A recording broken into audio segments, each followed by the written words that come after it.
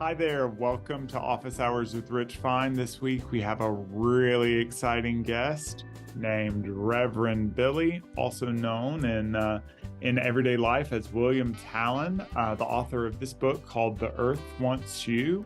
That's what we're going to talk about today, and his Church of Stop Shopping, which you may have seen in so many different places. A great documentary was made in the late aughts called What Would Jesus Buy? If you haven't seen it, I definitely recommend it. Incredible artist and activist, and we're so excited to have him today. Thanks. We should know about this. We've had the very best preachers telling us about it. Thousands upon thousands of natural scientists from around the world have been speaking as one, singing in unison. It came out a couple weekends ago in the Intergovernmental Panel on Climate Change, the IPCC report from the United Nations. They tell us the globe is warming and it is human-caused. Why can't we hear, see, touch, feel? The earth is not coming into our senses. Our heads are wrapped in some kind of consumer bubble wrap or something. We're not getting it. We're not hearing it. This wet, white and blue spinning rock in space that is our home is in grave danger. It's warming up. And if there's any change that's going to take place, it's change that we bring about together. We must radically change our lives. Stop consuming the planet. Yes, stop shopping. What can we do? This fall, if you have a green dollar to give, do not give it to the big NGOs. There are good people in all sorts of institutions, but this year, I ask you, give to the volunteers on the ground who are risking arrest, putting their bodies in front of the bulldozers, the front gates of the coal-fired power plants, and going into the lobbies of the big banks, as we have done. It's for life. How do we say that to each other? Life, hallelujah. How do we get that basic? And remember that we're trying to save life. Life, hallelujah. We don't have much time. It might be too late.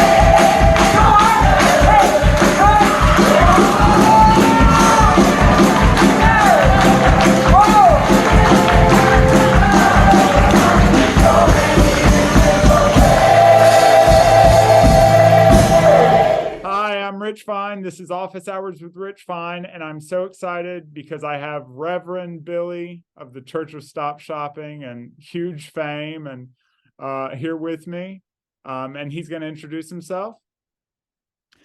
Hello, everybody. I'm William Talon, but known in my community as Reverend Billy of the Church of Stop Shopping. I'm honored to be here talking with you today.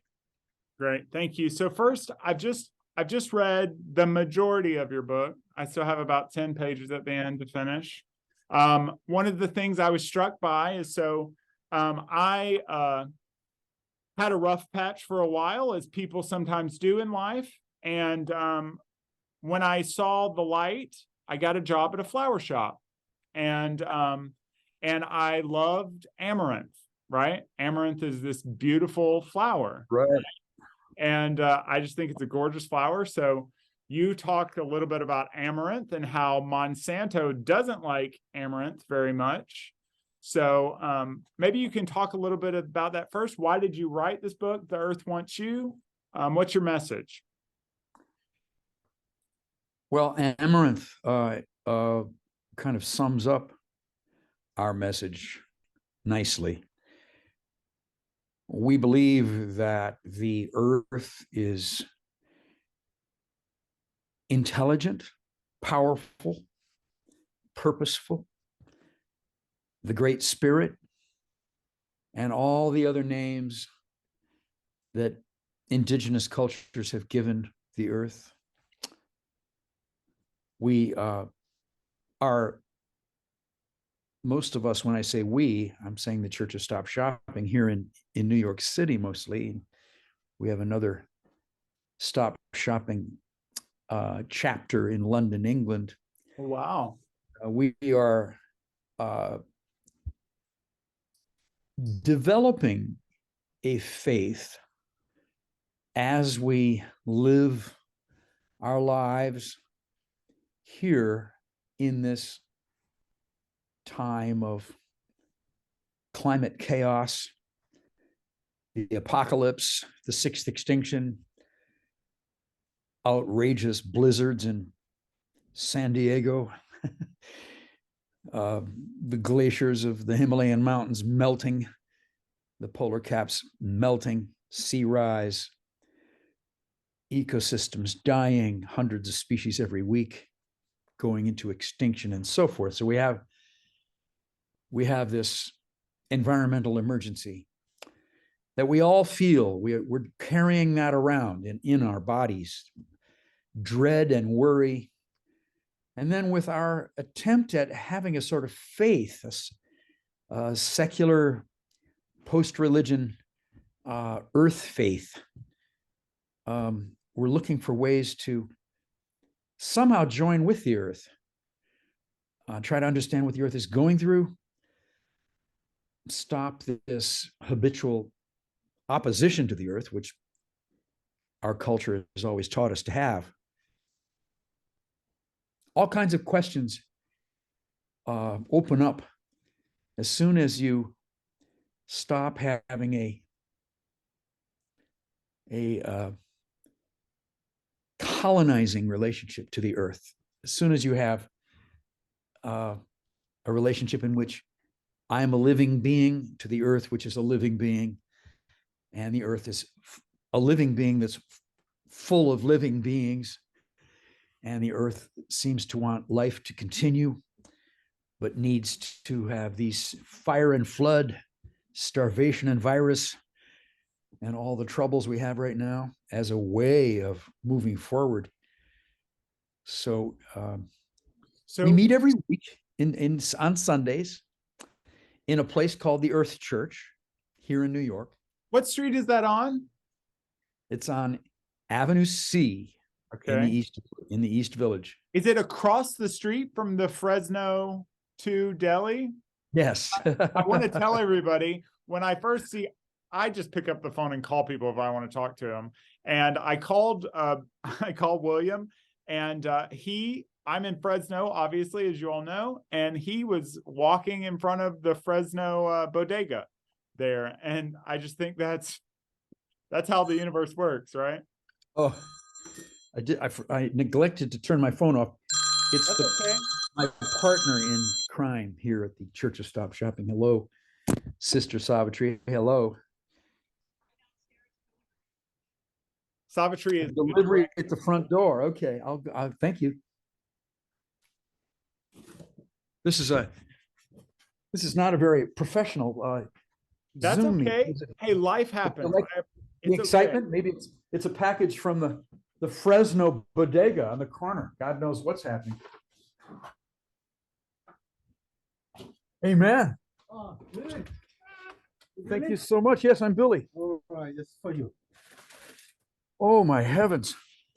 Here you're on Zoom now. You're talking to. This is my friend Rich. Hi, how are you? Hi there. I love flowers. Okay, look. Thanhanks for bringing me flowers. All right. Awesome. Thank you so much. I'm so grateful to you. I got him. No, Oh. it on the block. Okay. All right. All right. Thank you. Yeah. All right. A little heavy. Okay. All right. Just wait a minute. Just let me. I'll be right back. Sure.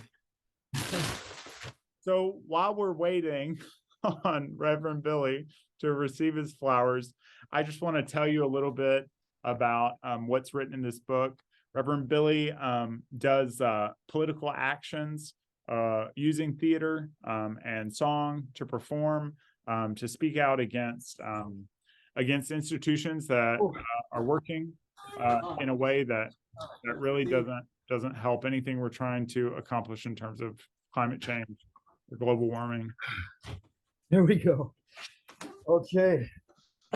Awesome. Can you thanks for getting me flowers. Mind if life goes on while we do this? I'm really happy that you got me flowers. That's like the nicest thing anybody's done so far. That's awesome. And I love flowers. I mean, love them. Anyway, so can I ask you specifically about, okay, so one thing I thought of as I was reading this book is I bank with Bank of America, and my partner banks with, we just opened a joint bank account, our first one together. We're getting married in November. My partner's in family medicine. He's the chief resident at UCSF Fresno, and we're really excited. He loves service to people. You know, that's why he's in family medicine, and he wants to work in underserved communities. I'm in community college education because I believe education's a right. You know, but you talk about an action that you had at Chase Bank, right? I think it's one on the particular one you talk about in this book was on the Upper East Side. Is that right? Upper West Side? Rockefeller Center. Okay, Rockefeller Center. I'll let you tell me. Rockefeller Center is kind of a center left in Manhattan. It's near 6th Avenue. J.P. Morgan Chase. See.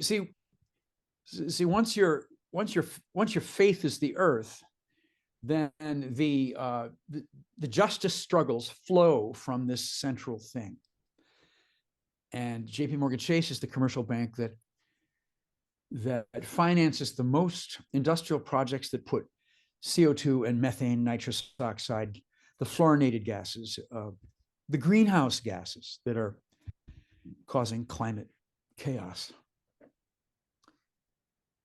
So Chase, it comes from the old Standard Oil. It comes from the Rockefeller family, and so we like to go to the Rockefeller Center, right? Chase Bank, which is enormous. It's not a chain. It's not out in the boonies. It's and it has all that. It's lovely. It's got the Rockefeller Center. Right. It's all hardwood. The skating rink and right. Yeah. Right. You can almost see the skating rink from the front door. So we have performed in that Chase Bank now for 15 years. Many other Chase banks as well as B of A, as well as Citibank, HSBC, BP, Wells Fargo. We've been in most of the banks, I would say, that you can name. UBS got tackled and thrown to the floor by the Swiss guards at UBS. Apparently, in Switzerland, private corporate security officials can detain you. Doesn't have to be a cop. It can be a rent-a-cop. So but they didn't speak English. I didn't speak Swiss, and I was trying to leave the place, and they wouldn't let me out. And I kept pushing against them. I got to leave here, and they wouldn't let me go. It wasn't clear to me what they had in mind. What they had in mind was taking me to jail. Well, then they just tackled me and pinned me to the floor. So we've been in all sorts of adventures in England, Scotland, Ireland, Australia, New Orleans, anywhere that we tour with our 30-voice choir. We sometimes we don't have money to take all 30 singers. We'll take 10 singers, whatever we can afford. When we're touring, we'll go to banks that are financing toxicity in that area, and we'll usually be joined by local activists. We'll give them some music and give them some preaching from our repertoire of earth songs. And the music, I'm going to clip in this. I'm going to clip in some of the beautiful music. Good.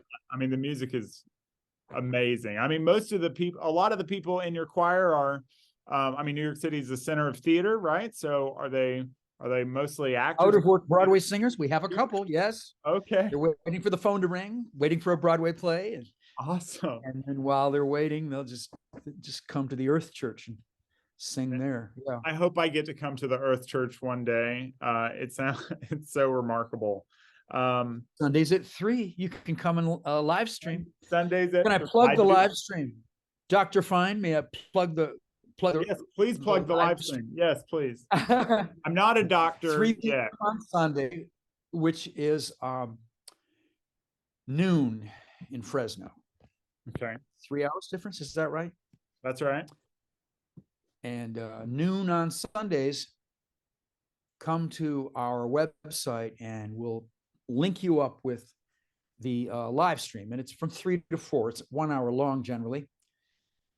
So revbilly.com is our website.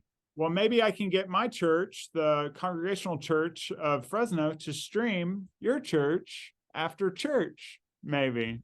So that would be cool. I'll give you a shout out. Yeah, exactly. We'll see. Earth-alleluia, Earth-alleluia. Absolutely, absolutely. Okay, so can I ask you a little bit about the theatricality of this character? Just the origin of the character, Reverend Billy. Now, I know you got started, or a little bit. You tell me a little bit about how you got started. You started at a church. What was a church, right? And then it became a theater space. Is that correct? Can you tell me just a little bit about that? There's two tributaries feeding the larger river. I'm one of them, and then my partner, who just called me and told me there were flowers on the steps. Yes, that's Savitri. Savitri is the director of our performances, right? And I'm more like the mascot, Dr. Fine. You know, I'm kind of I'm Reverend Billy. It's good to have a preacher if it's a church, but we're a theater company, so she's a theater director. Right. Savitri's a theater director. So Savitri comes from a background of theater and dance. She grew up in New Mexico near Taos, where her residence was in a famous commune called La Mama. I'm sorry, I got that wrong. Lama. Lama. La Mama is a theater over here in New York. Yes. The Lama Foundation. It's if you're walking down the main street of Taos and you look north, there's a mountain there, and the Lama Collective is at the top of that mountain, right on the edge of the Hopi Pueblo reservation. She was there till she was 11, and then moved to Charlottesville. And it was in Charlottesville that she began to dance and make theater work. So Savitri joined me in New York, and I was coming from this other angle. A little bit of theater. I was more of a theater producer than an actor, a poet, writer. And we met in New York and created the Church of Stop Shopping together. My guide and mentor was originally an Episcopal priest, and he developed a way of approaching life that was free of religious dogma. And he brought me to New York and kind of set me up in the church where he was at one time the vicar, St. Clement's Church in Hell's Kitchen. Very famous, very, very famous playhouse, right? I lived at 41st and 9th when I first moved to Manhattan. Oh, you did? Right over there. Okay. I loved Hell's Kitchen. And boy, I had to walk through Times Square almost every day because I went to grad school down in Tribeca. So, yeah. Down where? Tribeca at the New York Academy of Art down there. Oh, yes. Okay. Andy Warhol founded it with Tom Wolfe back in the 80s. So yeah, real interesting school. If you've never been there, they have great art shows. It'd be a fun date for you and Savitri. Thank you for the quick tour of New York there. Oh, I'm sorry. No, I didn't mean that facetiously. Okay. It was a sincere gratitude. So I was preaching on the sidewalk in Times Square, and I had created this character, Reverend Billy, and gradually got what preachers call the whoop. I got the whoop. I got the rhythm. I got the sidewalk whoop, and I placed myself in front of the Disney store, and Mickey Mouse was my devil. And the sin of the Disney store was, they were ruining the neighborhood. They were killing off all the small shops with their lawyers and their high rental rates. And this is during the Giuliani era, when The Lion King started. And I would say that sweatshops was a big sin. Disney to this day is a big sweatshop company. They make their stuff cheap. In other countries, 14-year-old girls getting 11 cents an hour. So have you seen their new bags that they have? They have these luxury leather bags. Have you seen them? Because they're like all the rage amongst people out here. I don't know, but they're very high. They're sold as very high-end bags. Sorry to hear that. They're like $85 a pop, and they're tiny little, I don't know what they're called, but anyway, you made me think about those bags. I'm sorry that it's all the rage. We'll have to direct that rage in another direction. So after I started getting my whoop on the sidewalk, I noticed that people would be clapping and standing next to me as I preached. As I hit my rhythm, which is hard to do because the white noise is such a roar in Times Square. And you get 70-foot tall supermodels staring at you like you just made love to them or something. It's a very harsh, it's tourist heavy, and it's concentrated consumerism. So the churches stop shopping. It's a good place to start. It's the devil. So if I was out there going, Mickey Mouse is the Antichrist, I don't want you to bring your little 11-year-old child in this den of iniquity. Sweatshop products, just get that rhythm going and get that flow. And then people would start going, amen. Amen. They started standing next to me, see? And then I realized that it's the heartbeat of good preaching is a kind of music. It's a kind of good preaching, or this style of preaching anyway. It's talking and singing at the same time. I think Laurie Anderson called it the crack between talking and singing. So you want the vowels to sail out there, and then you want to be able to stop on a consonant, but it doesn't necessarily have a self-conscious melody. You know what I mean? It's not telling you I'm singing now. You see what I'm saying? I'm from Alabama. Have I told you I'm from Alabama originally? Grew up in bless you, bless your soul. I'm so sorry to hear that. Oh my God. Oh, Alabama. That's why I was so drawn to your work. Where did you live there? I'm from a little town called Enterprise, Alabama.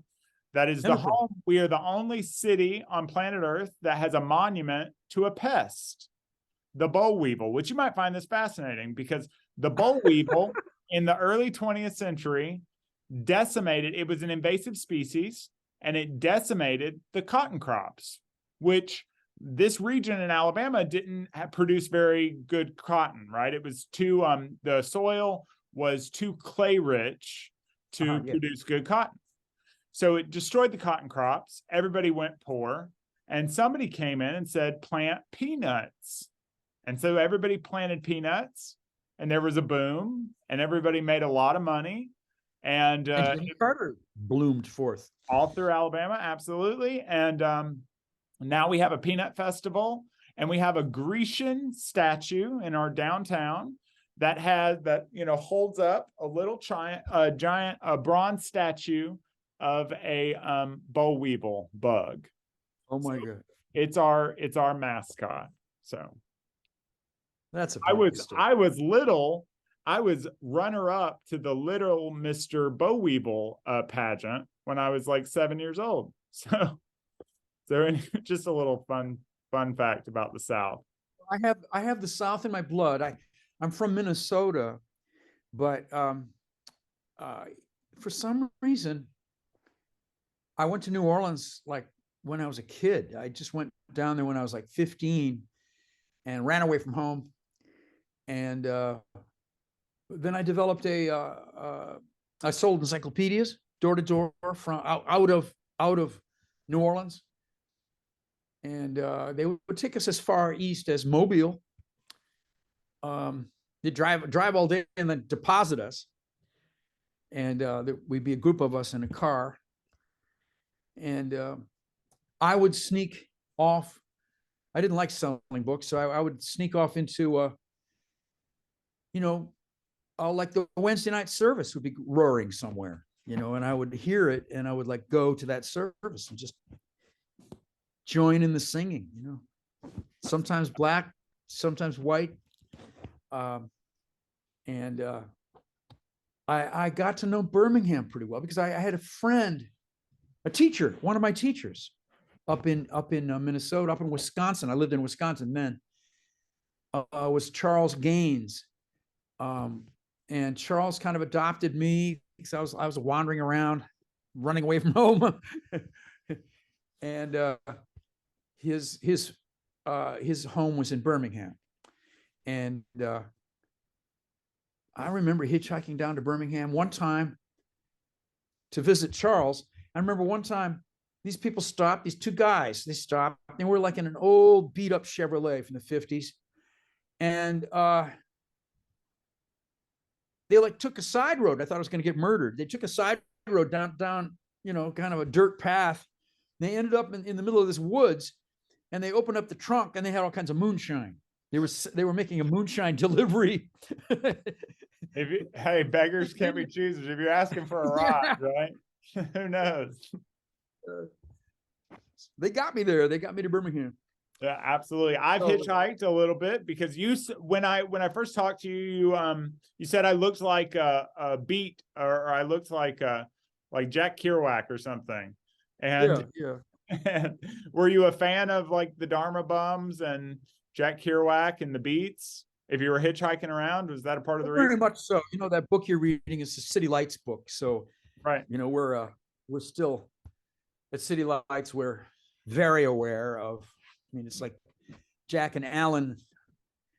That whole generation are there still. They're alive. And anybody who goes to San Francisco, go to North Beach, go to City Lights Books. It's a community that survived to this day. In fact, it's flourishing. They were a wonderful publisher.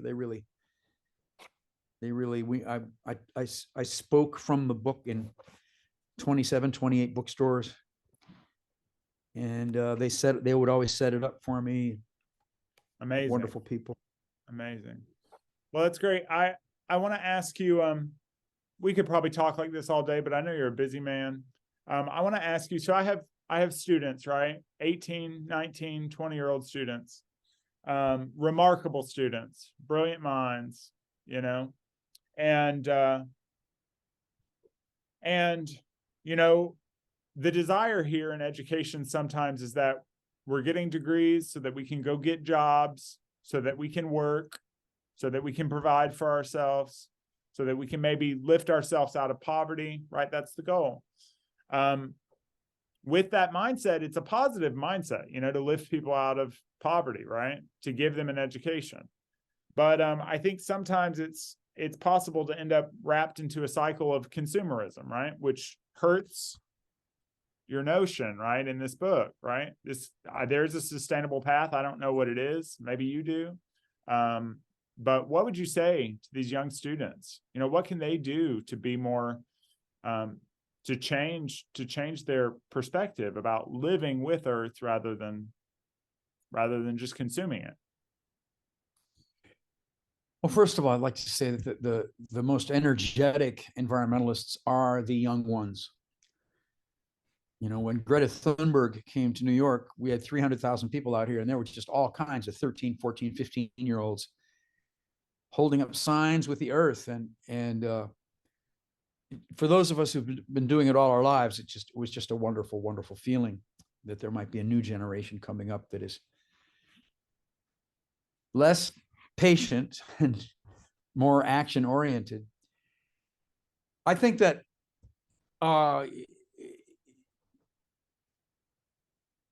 the institutions that beckon to young people, come here and get a job. If you have your BA, or MFA or whatever degree you have, that a lot of those institutions are disappointing nowadays. Institutions are generally disappointing across American culture. Lots of the biggest and oldest and most famous institutions are polluting us right and left. And JP Morgan Chase, we started our conversation talking about Chase Bank, the commercial bank that pollutes the most in our country.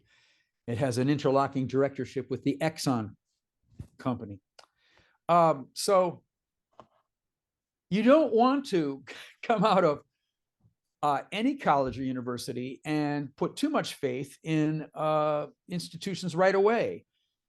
If you look into an institution that wants to give you a job and you see that they are hurting the earth, then you have a decision to make. You have a tough decision to make. A lot of people right now are not happy because they took jobs from companies that are simultaneously poisoning us. So that's a contradiction that you don't want to have. So be careful accepting a job. Know what company you're going to work with. See what they have done to help our children survive. That is you might find yourself really enforcing a kind of environmentalism that makes you feel much better. And when you eventually marry and have children, you'll feel safer about your children. I have a 12-year-old, almost 13. Wow. And there's fire, floods, and starvations and viruses. The world is in an uproar. And it's hard to have a child right now and to imagine what kind of life they'll have. So get your degree.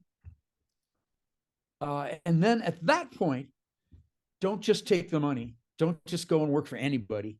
Know that you're working with good people who are helping the earth. That's the first thing I would say.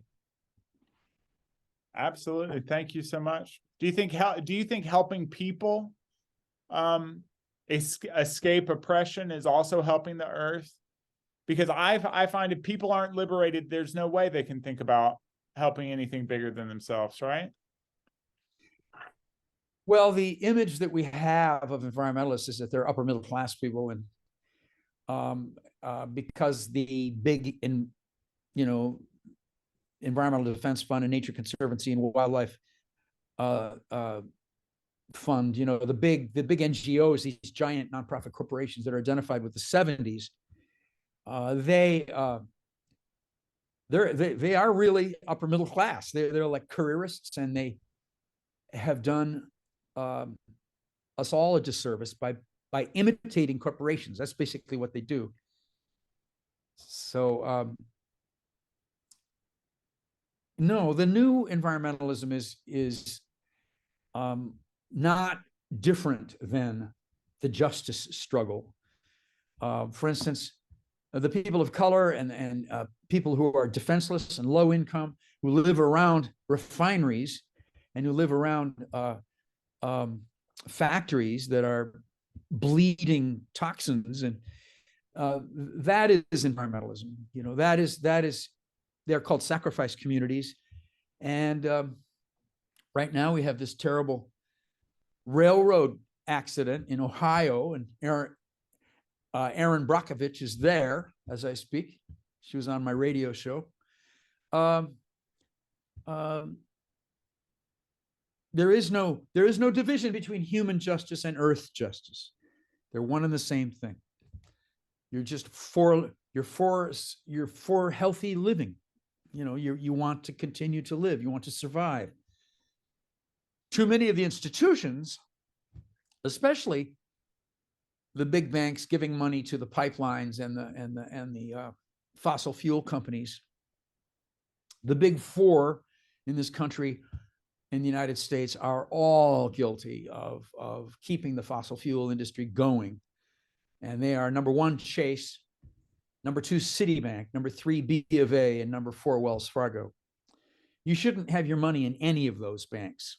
So local small banks are what you should go with. Local small banks. And you should do your research about who owns them, right? Like I've been saying about doing research, you have to do research about the bank you save your money in. Right. And they have to tell you at the door, they have to say, we do not invest in fossil fuel companies. Got to say that right up front. They say that I've seen this statistic several places, and I wonder, is it true? I've seen it all over the place. It's a famous statistic that 100 companies are supplying 70% of the greenhouse gases causing climate violence. Have you ever heard that? Wow. 100 companies. I have never heard that. Yeah. Well, now you can get the management upper tier of 100 companies. You can get them into a good sized banquet hall. You can get them all there. You know, that's not a lot of people. That's a small group of people. And they all right now, they're getting billions of dollars of credit from these banks. That's why Bill McKibben's out there he's been trying to keep the pension funds of the big teachers union and the police union, and you know, I'm a union member too, so yeah. Well, do you know where your union money is? I have no idea. Well, we're going to hold our breath now, Dr. Fine, as you go and find out where your money is. Yeah. Absolutely, because it's a lot. Got to be conscious. We got to be conscious about our money. We're the choir and I are emceeing a big rally for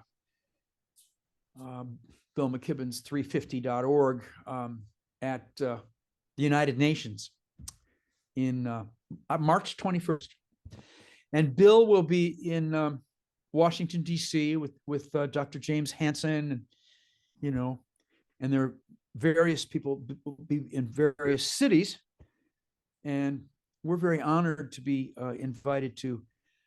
I'm supposed to be the MC, and the choir is supposed to sing songs, and then we're going to go to J.P. Morgan Chase headquarters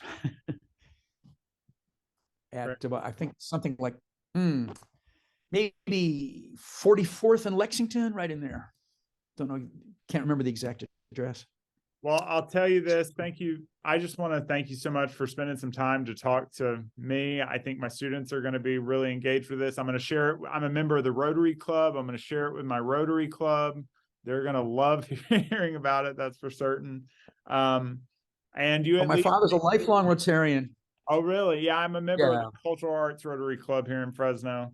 And I love it. I'll tell you this much. I was an acolyte growing up in the Lutheran Church, and I think you might have gotten a little novice acolyte in the Church of Stop Shopping out here in Fresno, California. So next week, I've got tech for some plays that we're doing this week, but next week I'm going to go to the bank, and I'm going to find out where I can bank in Fresno. There's a Lutheran! But I'm going to change my banking. It's fine. It's seen the light. Oh, I can do that. I can change my banking. Oh, we know you can. Thank you. We know you can save your soul, Rich Fine. Save your soul.